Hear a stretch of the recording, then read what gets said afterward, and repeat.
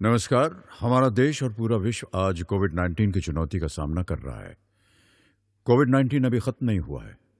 ऐसे में हमारा फर्ज है कि हम सतर्क रहें। इसलिए जब तक दवाई नहीं तब तक कोई ढिलाई नहीं। कोरोना से बचाव के लिए जरूरी है नियमित रूप से हाथ धोना, मास्क पहनना और आपस में उचित दूरी बनाए रखना। याद रखिए, 2 गज दूरी मास्क है जरूरी।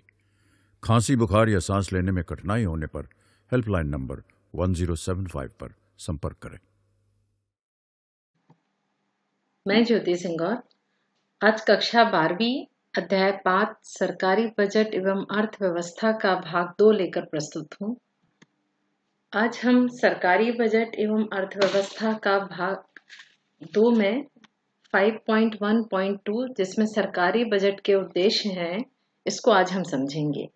इसमें मुख्य रूप से हम देखेंगे सरकारी बजट का आवंटन, सरकारी बजट का पुनः आवंटन कार्य, आर्थिक वृद्धि एवं साथ में हम देखेंगे आर्थिक स्थिरता। आज का वीडियो यदि आप अच्छे से समझ लेंगे तो आज हम ये तीनों प्रश्न का उत्तर हम समझ पाएंगे। जिसमें पहला है सरकारी बजट के उद्देश्य क्या थे, बजट का महत्व क्या है या बजट क्यों बनाया जाता है। आज का टॉपिक यदि हम ध्यानपूर्वक अच्छे से समझ लें तो इन तीनों प्रश्नों का उत्तर हम अपने शब्दों में लिख सकते हैं। वर्तमान समय में बजट का महत्वपूर्ण स्थान है। किसी देश की आर्थिक प्रगति एवं सरकार की आर्थिक नीतियां हम बजट से उस देश के बजट को देखकर पता कर सकते हैं। बजट एक आर्थिक विवरण बस नहीं है, बल्कि यह सरकार की नीतियों से हम देश में होने वाले शिक्षा, स्वास्थ्य आधारित संरचना, कृषि, देश की सुरक्षा पर कितना खर्च हो रहा है एवं देश के पर्यटन उद्योग पर सरकार की क्या-क्या नीतियां हैं। ये उदाहरण आपको बताने का मतलब है कि हम सभी राज्यों पर सरकार कितना खर्च कर रही है, उनसे कितनी आय प्राप्त कर रही है एवं विभिन्न कार्यों पर कितना खर्च हो रहा है और उनसे आय कितनी प्राप्त हो रही है। ये सब चीजों की जानकारी हमको बजट से प्राप्त हो जाती है। बजट बनाने का हम उद्देश्य देख रहे हैं, जिसमें सबसे पहला है सरकारी बजट का आवंटन। संसाधन का आवंटन जो है वो बजट का मुख्य उद्देश्य है। सरकार अपनी बजट नीति इस प्रकार बनाती है कि उसका अधिकतम लाभ और सामाजिक कल्याण भी अधिकतम हो और इनमें संतुलन भी बना रहे। सरकारी बजट का आवंटन 2 प्रकार से करती है। सबसे पहला तो है हमारा सार्वजनिक वस्तुओं का निर्माण और दूसरा है कर में रियायत या सरकारी सहायता। इन दोनों की सहायता से सरकारी बजट का आवंटन करती है। हमने देखा पहला प्रकार था सार्वजनिक वस्तुओं का निर्माण। सार्वजनिक वस्तुओं के निर्माण में सरकार उन वस्तुओं तथा सेवाओं को उपलब्ध कराती है जिन्हें बाजार तंत्र उपलब्ध नहीं करा पाता। जैसे राष्ट्रीय सुरक्षा है, सड़क है, पार्क है या हम ये कहें जो हमारे गवर्नमेंट हॉस्पिटल होते हैं, सार्वजनिक अस्पताल हैं, ये हैं। उत्पादन लागत अधिक होने के कारण तथा इनमें लाभ कम होने के कारण निजी कंपनियां इस तरह के सार्वजनिक सेवाएं और वस्तुओं का उत्पादन नहीं करती हैं, क्योंकि कोई भी निजी कंपनी का मुख्य उद्देश्य खुद का लाभ देखना है, उसका उद्देश्य सरकार या जनता का लाभ देखना नहीं होता। ऐसी वस्तुओं का उत्पादन सरकार के द्वारा किया जाता है, जिसे हम क्या कहते हैं, सार्वजनिक उत्पादन कहते हैं। जैसे कि आप देखे होंगे कि यदि आप फिल्म गए होंगे देखने के लिए, तो यदि आपने टिकट खरीदा है तो आप फिल्म देख सकते हैं, परंतु यदि आप सार्वजनिक पार्क में जाएंगे तो सभी व्यक्ति समान रूप से प्रवेश कर सकते हैं। इस प्रकार जनता के कल्याण के लिए सरकार बजट बनाती है और सार्वजनिक वस्तुओं का निर्माण करती है जो हर वर्ग के, हर व्यक्ति के लिए आवश्यक होता है। दूसरा हमने देखा था कर में रियायत या सरकारी सहायता, या हम कह सकते हैं कि कर में छूट। देश में सभी राज्यों को में जो होता है समान विकास नहीं हो पाता। देश के सभी राज्यों के समान विकास के लिए पिछड़े क्षेत्रों में जो पिछड़े हुए राज्य हैं, उनमें इकाई उत्पादन करने की इकाई लगाने के लिए सरकार वहां पर करों में छूट देती है, जिससे वहां पर अधिक से अधिक लोग निवेश कर सकें। जिन राज्यों में यदि पिछड़ा हुआ राज्य है जहां पर अधिक उत्पादन नहीं होता, सरकार ऐसे राज्यों के लिए विशेष छूट देती है। कुछ उद्योगों को भी छूट मिलती है। जैसे आप जानते हैं, यदि खादी उद्योग देखें तो खादी उद्योग को सरकार प्रमोट करना चाहती है, इसलिए इस तरह के उद्योग लगाने में भी वह छूट देती है। विलासिता की वस्तुओं में उत्पादन पर अधिक कर लगाया जाता है, जबकि अनिवार्य वस्तुओं के उत्पादन के लिए सब्सिडी दी जाती है। ऐसा क्यों होता है? क्योंकि हानिकारक वस्तु जैसे शराब है, सिगरेट है, इन पर उत्पादन पर अधिक कर लगाकर इनके उत्पादन को हतोत्साहित करती है। सरकार नहीं चाहती कि इस तरह की वस्तुओं का अधिक उत्पादन हो, इसीलिए जो हानिकारक वस्तुएं हैं इन पर अधिक कर लगाती है, जबकि सामाजिक रूप से जो आवश्यक वस्तुएं हैं इन वस्तुओं को टैक्स फ्री रखती है, कर में इनको छूट देती है। जैसे आवश्यक दवाइयां हैं या कृषि है, इनमें सरकार कर नहीं लगाती। तो इस तरह से सरकार क्या करती है कि किस तरह से आवंटन करती है कि जो आवश्यक चीज है उनको तो कर की छूट से कर की छूट देती है, जबकि जो आवश्यक नहीं है उन पर कर लगाकर अतिरिक्त पैसे कमाती है। आय की असमानता क्या है? पहले हम थोड़ी सी बात इसके लिए कर लेते हैं, क्योंकि अगला बिंदु उसी से संबंधित है। हमारे देश में स्वतंत्रता के बाद आय की असमानता बढ़ती जा रही है। ये मैंने चित्र इसलिए लिया है ताकि आप आसानी से समझ सकें। ये जो सबसे बड़ा वाला दिख रहा है ग्लास, मान लो ये ग्लास है, ये हमारे देश की 50% जनसंख्या है। ये इससे थोड़ा छोटा ग्लास है, ये मतलब आपके हमारे देश की कितनी जनसंख्या है? 40% जनसंख्या। और उससे छोटा ग्लास है, ये कितनी जनसंख्या है? 9%। और ये जो 1% दिख रहा है हमारी, ये सबसे छोटी ग्लास है। ग्लास का मतलब है सबसे अधिक जनसंख्या यहाँ है, फिर ये है, फिर ये है, फिर ये है। परंतु ये जो आपको ब्लू कलर के डॉट दिख रहे हैं, ये है पैसे का वितरण। जनसंख्या हमारे देश में 50% जनसंख्या के पास थोड़े से पैसे हैं, जबकि 40% के पास थोड़े अधिक पैसे हैं, 9% के पास और अधिक पैसे हैं। जबकि पूरे देश में जो सबसे अधिक पैसा है वो कितने परसेंट व्यक्तियों के पास है? 1% व्यक्ति के पास। जैसे कि आप जानते हैं कि मुकेश अंबानी जी जैसे लोग हैं जिनके पास बहुत पैसा है, इतना पैसा है कि हमारे देश की आधी जनसंख्या के बराबर तो उनके पास ही पैसा होगा। इस तरह से हमारे देश में कुछ लोग बहुत गरीब हैं और कुछ लोग बहुत ही ज्यादा अमीर हैं। ऐसे में सरकार का दायित्व है कि ऐसा बजट लगाए जिससे इनके पास जो इतना पैसा है, ये पैसा किनके पास चला जाए? ये जिनको आवश्यकता है या जो लोग गरीब हैं। तो सरकार कर के माध्यम से ये जो आय की असमानता है, ये थोड़े से लोगों के पास बहुत ज्यादा पैसा है और बहुत अधिक लोगों के पास बिल्कुल पैसा नहीं है। तो सरकार इस तरह का बजट बनाती है या बनाने का प्रयास करती है कि जो थोड़े लोग हैं या जिनके पास ज्यादा पैसा है, उनसे पैसा किसके पास चला जाए? गरीबों के पास चला जाए। यही कहलाती है हमारी आय की असमानता। जो हमारा दूसरा मुख्य उद्देश्य है बजट बनाने का, वो है सरकारी बजट का पुनः आवंटन कार्य। या इसी को हम, यदि अर्थशास्त्र में आपको कठिन लग रहा है समझने में, तो आप ये भी इस बिंदु को लिख सकते हैं, आय या संपत्ति का पुनः वितरण। दोनों का अर्थ एक ही है। आप लिख सकते हैं सरकारी बजट का पुनः आवंटन कार्य, या लिख सकते हैं आप इस पॉइंट को आय या संपत्ति का पुनः वितरण। अभी मैंने आपको बताया कि आय की असमानता किसको कहते हैं। कुछ लोगों के पास बहुत पैसा होता है और ज्यादा लोगों के पास पैसा नहीं होता। मैंने आपको पिछले वीडियो में चर्चा किया था कि हमारे देश की जो कर प्रणाली है वो कैसी है? प्रगतिशील कर प्रणाली, जिसमें हमने देखा था कि जो लोग अधिक आय है जिनकी, उनसे अधिक कर लिया जाता है, और कुछ लोग हैं जिनकी आय कम है, उनसे कर कम लिया जाता है।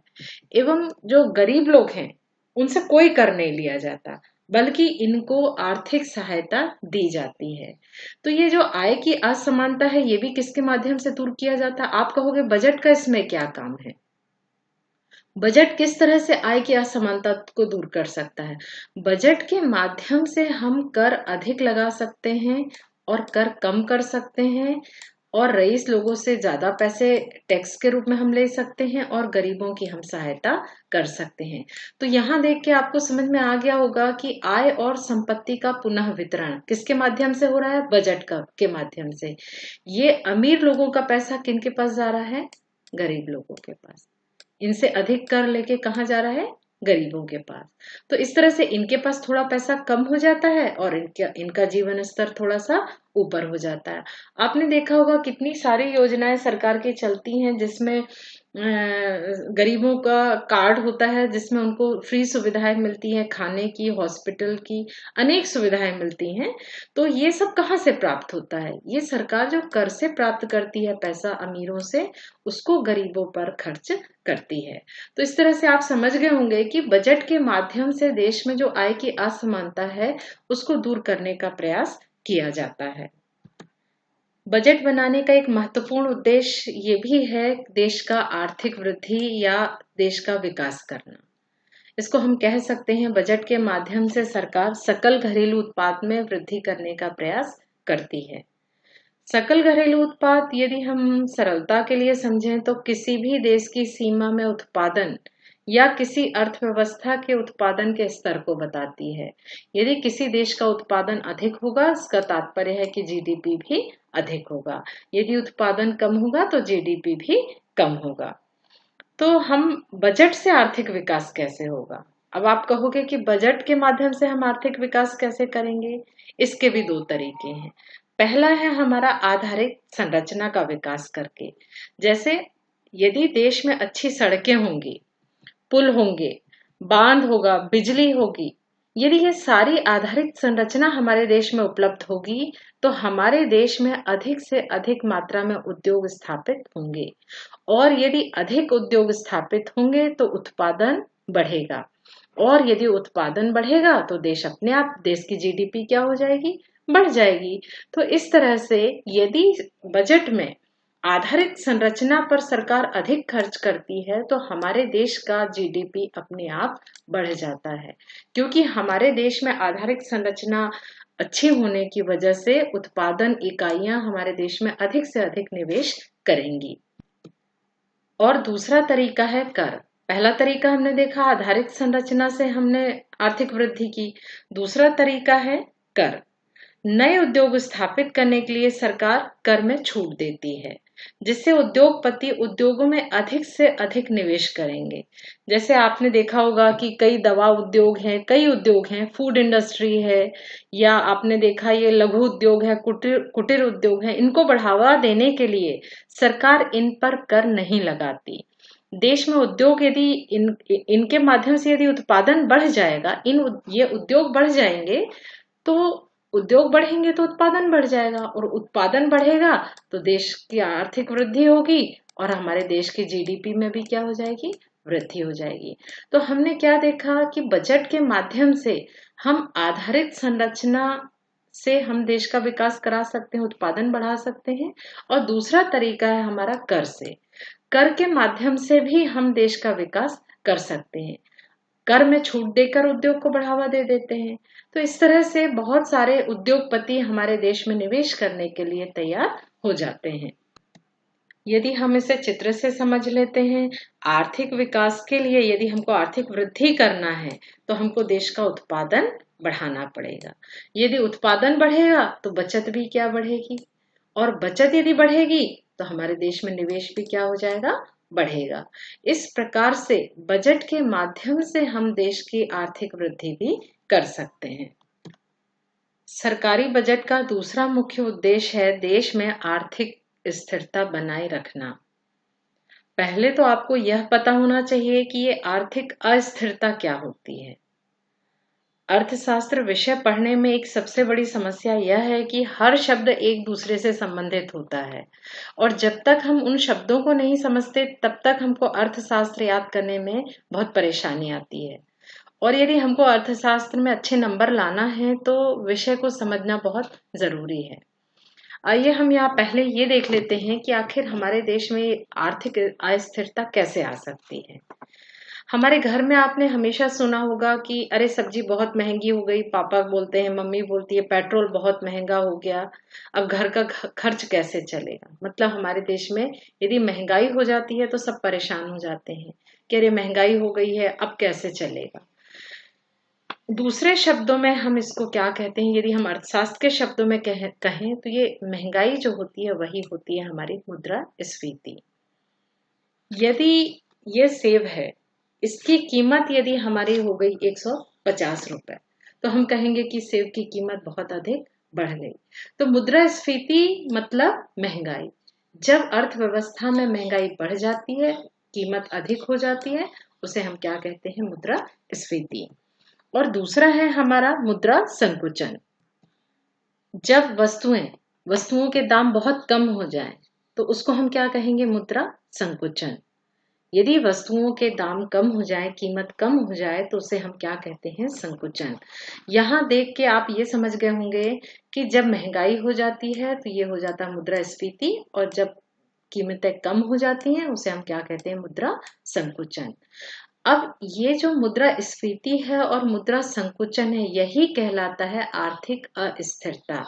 जब बाजार में चीजें बहुत महंगी होने लगती हैं या फिर बाजार में वस्तुएं बहुत सस्ती होने लगती हैं, दोनों ही स्थिति अर्थव्यवस्था के लिए ठीक नहीं होती। देश में ना ही बहुत अधिक महंगाई होनी चाहिए और ना ही बहुत अधिक वस्तुओं की कीमतें भी कम होना चाहिए। आपके मन में ये प्रश्न आ रहा होगा कि कीमत कम क्यों नहीं होना चाहिए। क्योंकि यदि कीमत कम होगी तो लोग नया रोजगार स्थापित करने में, नए उद्योग स्थापित नहीं होंगे। इस तरह से धीरे धीरे मांग क्या हो जाएगी, कम हो जाएगी। तो इस तरह से मुद्रा संकुचन की स्थिति भी अर्थव्यवस्था के लिए ठीक नहीं होती। तो ये महंगाई और सस्ताई, इन दोनों को ही हम कहते हैं आर्थिक अस्थिरता। अब आपको लग रहा होगा कि महंगाई और सस्ताई को हम बजट से कैसे ठीक करेंगे। ये जो महंगाई और सस्ताई है, ये बजट ही ठीक करता है। मैं आपको बताना चाहती हूँ कि बजट से ही ये महंगाई कंट्रोल होती है और मुद्रास्फीति और मुद्रा संकुचन दोनों को कंट्रोल करने का काम बजट ही करता है। अब हमें पता है कि मुद्रास्फीति का मतलब क्या होता है, कीमत अधिक होना। जब कीमत अधिक होती है तो देश का जो बजट बनता है वो कैसा बनता है, अतिरेक बजट बनता है। अब अतिरेक बजट क्या है, इसको हम उदाहरण से समझ लेते हैं। मान लो सरकार की आय कितनी है, 100 रुपए। कितनी है, 100 रुपए। और सरकार का खर्च कितना है, 80 रुपए। इस तरह से सरकार ने कितने रुपए बचा लिए हैं, 20 रुपए। ये बजट कहलाता है अतिरेक बजट। अब इसमें कैसे मुद्रास्फीति या कीमत कंट्रोल होगी, जब यदि सरकार कम से कम खर्च करेगी। सरकार 100 रुपए कमा रही है और 100 रुपए खर्च नहीं कर रही है, वो केवल कितना खर्च कर रही है, 80 रुपए खर्च कर रही है, 20 रुपए सरकार बचा ले रही है। तो इस प्रकार से जब सार्वजनिक काम कम होंगे तो जनता के पास भी पैसे क्या होंगे, कम होंगे। उनकी आय भी कैसी हो जाएगी, कम हो जाएगी। और जब जनता की आय कम हो जाएगी तो वो कम से कम वस्तुएं खरीदेंगे, और जब वो वस्तुएं की मांग कम करेंगे या कम वस्तुएं खरीदेंगे तो कीमत अपने आप क्या हो जाएंगी, कम होने लगेंगी। यदि अभी हमने देखा था कि एप्पल का भाव 150 है, यदि उनके पास बहुत पैसा होगा जनता के पास, तो वो 150 का भी एप्पल खरीदने लगेंगे। लेकिन यदि उनके पास पैसा ही कम होगा तो वो ये सोचेंगे कि नहीं, ये सेब तो बहुत महंगा है, मैं सेब 1 किलो नहीं बल्कि मैं आधा किलो ही सेब खरीदूंगी। तो इस तरह से हर व्यक्ति मांग को क्या करने लगता है, कम करने लगता है। तो इस तरह अप्रत्यक्ष रूप से अतिरेक बजट बनने से सरकार जनता के पास कम से कम पैसा पहुंचाती है और खुद के पास पैसा बचत कर लेती है, जिससे बाजार में पैसे की मात्रा कम हो जाती है।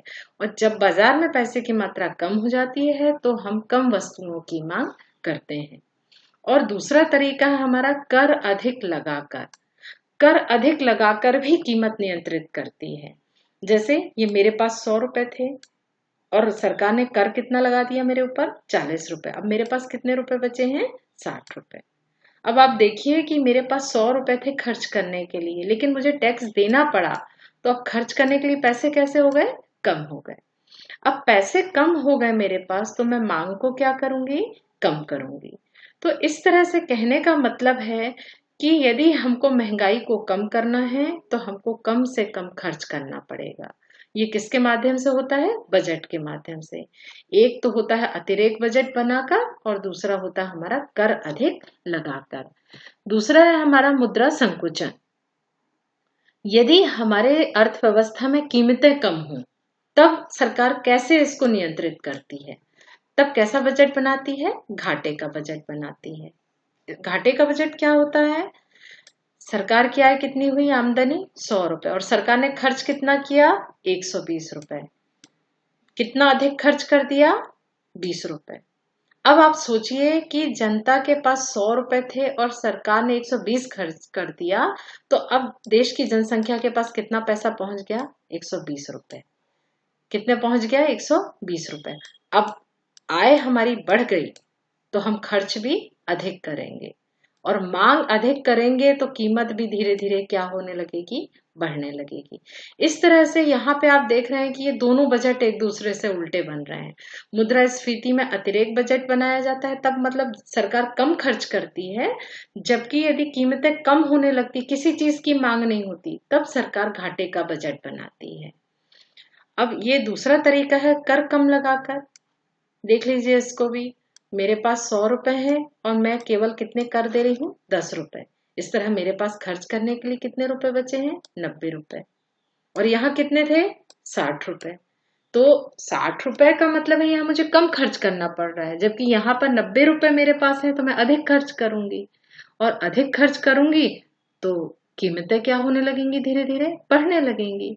तो इस प्रकार से आपको समझने में जरूर परेशानी आ रही होगी, लेकिन आप 2 बार 3 बार करके आप जरूर समझिए, क्योंकि ये टॉपिक केवल बजट का टॉपिक नहीं है, ये मुद्रास्फीति और संकुचन का भी टॉपिक है। यदि आपका यहाँ से क्लियर हो गया तो आपको ये दोनों बिंदु बहुत अच्छे से समझ में आ जाएंगे। 2 टॉपिक आपको समझ में आ जाएंगे और इसको सरलता से समझने का कोई तरीका नहीं था। यदि मैं आप ये चाहते हैं, मैं इसको फिर से सरल रूप में आपको रिवीजन करा देती हूँ। यदि वस्तु की कीमत अधिक है तब बजट कैसा बनता है? अतिरेक बजट बनता है, यानी सरकार कम खर्च करती है। और जब कीमत कम होती है तब सरकार घाटे का बजट बनाती है और वो अधिक, जितनी आय होती है उससे अधिक खर्च करती है। क्यों करती है? जिससे जनता के पास ज्यादा से ज्यादा पैसा चला जाए। तो 2 तरीके हैं कीमत नियंत्रण करने के। दूसरा है कर अधिक लगाकर और यहाँ पर है कर कम लगाकर। यहाँ कर अधिक लगाएगी तो जनता के पास कम पैसे बचेंगे और कर कम लगाएगी तो जनता के पास अधिक पैसे बचेंगे। इस तरह से आप समझ गए होंगे कि ये दोनों माध्यम से हम आसानी से बजट से महंगाई और सस्ताई को काबू कर सकते हैं। इस प्रकार आज हमने देखा कि सरकारी बजट के उद्देश्य क्या हैं। सरकारी बजट का हमने 4 रिवीजन में बता दे रही हूँ। हमने आज मुख्यतः 4 बिंदु देखे हैं। सरकारी बजट का आवंटन, पुनः आवंटन, इसमें हमने आय की असमानता पढ़ा था। आर्थिक वृद्धि में हमने जीडीपी का पढ़ा था। जीडीपी के माध्यम से कैसे बढ़ेगी, कैसे घटेगी, उद्योग और कर के माध्यम से। और आर्थिक स्थिरता में हमने क्या देखा? मुद्रास्फीति और मुद्रा संकुचन, यानी महंगाई और सस्ताई को हम बजट के माध्यम से घाटे का बजट और अतिरेक बजट बनाकर किस तरह से हम देश में आर्थिक स्थिरता ला सकते हैं। पिछले वीडियो में 2 महत्वपूर्ण प्रश्न हमने समझा था। आज के वीडियो में भी बहुत महत्वपूर्ण है, इसलिए मैं इस टॉपिक का अलग से वीडियो बनाई, क्योंकि ये बहुत महत्वपूर्ण है। इस यूनिट से केवल पिछले वीडियो से 2 प्रश्न आते हैं और इस वीडियो से आप 3 तरह के प्रश्न आ सकते हैं। एक तो हमने पहले देखा कि सरकारी बजट का उद्देश्य या महत्व क्या है। दूसरा है ये सरकारी बजट का आय का पुनर्वितरण का उद्देश्य समझाइए। या इसी प्रश्न को क्या लिख सकते हैं? सरकारी बजट की सहायता से आय की असमानता को किस प्रकार कम किया जा सकता है, समझाइए। ये दोनों प्रश्न एक ही हैं, इसको हम समझ चुके हैं, लेकिन मैं आपको परीक्षा के दृष्टिकोण से आपको फिर से बता दे रही हूँ जिससे आप नोट्स भी बना सकें। इसका उत्तर है हमारा अर्थव्यवस्था में आय व धन की असमानता को कम करने के लिए बजट नीति का उपयोग किया जाता है। आय की असमानता के लिए किसका उपयोग किया जाता है? बजट नीति का। इसके लिए सरकार क्या करती है? कर नीति और सार्वजनिक व्यय में परिवर्तन करती है। हम ये समझ चुके हैं, लेकिन मैं आपको ये प्रश्न उत्तर लिखने के लिए बता रही हूँ। अमीरों पर अधिक कर लगाकर सरकार उनकी आय और संपत्ति को कम करती है, जबकि गरीबों के कल्याण पर सार्वजनिक व्यय अधिक कर गरीबों के रहन सहन में भी वृद्धि करती है। तो इस तरह से हम ये वाला प्रश्न देख चुके थे, लेकिन आप परीक्षा के दृष्टिकोण से ये प्रश्न की आप तैयारी कर लीजिए। इसके बाद एक और प्रश्न है हमारा, सरकारी बजट का संसाधनों का पुनः आवंटन उद्देश्य समझाइए। चूंकि मध्य प्रदेश में ये कोर्स अभी चेंज हुआ इसी साल, इसीलिए आपको समझने में कठिनाई होगी, इसीलिए मैं आपको प्रश्न की भी तैयारी करा रही हूँ साथ में। इसका उत्तर है हमारा, ये भी हमने पढ़ लिया था पहले, सरकार अर्थव्यवस्था में अधिकतम लाभ तथा अधिकतम सामाजिक कल्याण के बीच संतुलन स्थापित करने के लिए बजट की सहायता से संसाधनों का पुनः आवंटन का प्रयास करती है। कैसे करती है? करों में छूट या आर्थिक सहायता देकर, सब्सिडी देकर। दूसरा हमने देखा था सार्वजनिक संपत्ति का उत्पादन। सरकार स्वयं भी ऐसी सार्वजनिक संपत्ति का उत्पादन करती है जिनके उत्पादन में निजी क्षेत्र रुचि नहीं लेते। तो इस तरह से पुनः आवंटन कैसे करती है? दो तरीके से, करों में छूट देकर, और दूसरा है हमारा सार्वजनिक संपत्ति का उत्पादन करके। किशोर अवस्था संबंधित समस्याओं के परामर्श हेतु समर्पित उमंग किशोर हेल्पलाइन के टोल फ्री नंबर 144225 पर संपर्क करें।